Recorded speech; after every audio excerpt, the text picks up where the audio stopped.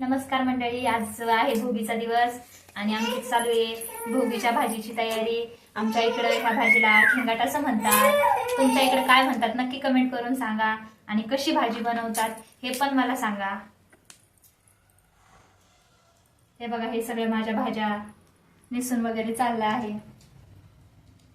निसून वगैरे झाल्यावरती नंतर मग मी घेतला खण पुजायला आणि आमच्या इकडे अशा पद्धतीने खण पुजल्या जातो भोगीच्या दिवशी।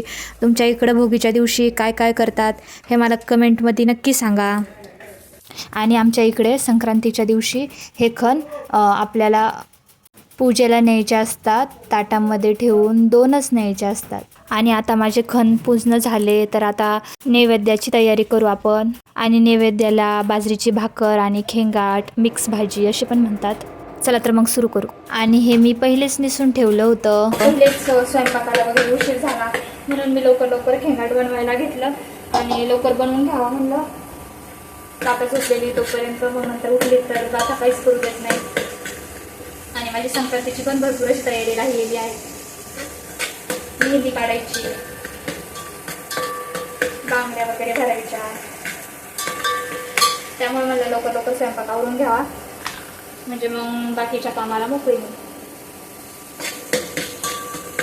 आणि आमच्या इथे खेंगाट खूप आवडतं म्हणून मी भरपूर करत असते, म्हणजे 2 दिवस तरी ते संक्रांतीच्या दिवशी पण आमच्या इथे खूप आवडीनं खातात आणि भोगीच्या दिवशी पण।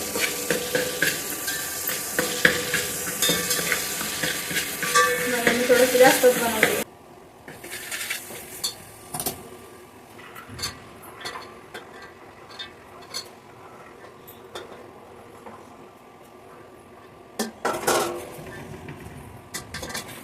आणि आता माझी भोगीची भाजी तयार आहे। म्हणलं चला आता लवकर झटपट भाकरी पण करून घेऊ। भाकर केली, भाकरीला तीळ वगैरे लावून घेतले आणि झटपट पूर्ण भाकरी करून घेतल्या। नैवेद्याला पहिलेच उशीर झाला होता आणि सगळं आवरल्यावरती नैवेद्याचं ताट भरून घेतलं आणि नैवेद्य दाखवायला गेले।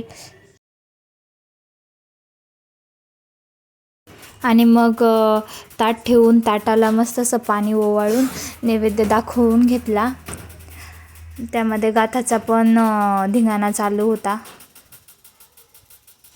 ती बघती मी काय काय करते तर, आणि माझ्यासारखीच करते। मी जसं करते तसंच करायला बघते।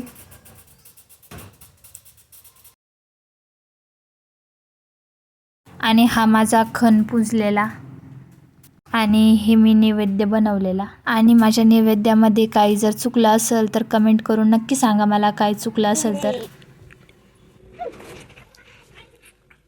आणि नैवेद्य दाखवायला मला दिवस माळवला होता, दिवाबत्तीचा पण टाईम झाला होता, मग मी दिवाबत्ती पण करून घेतली।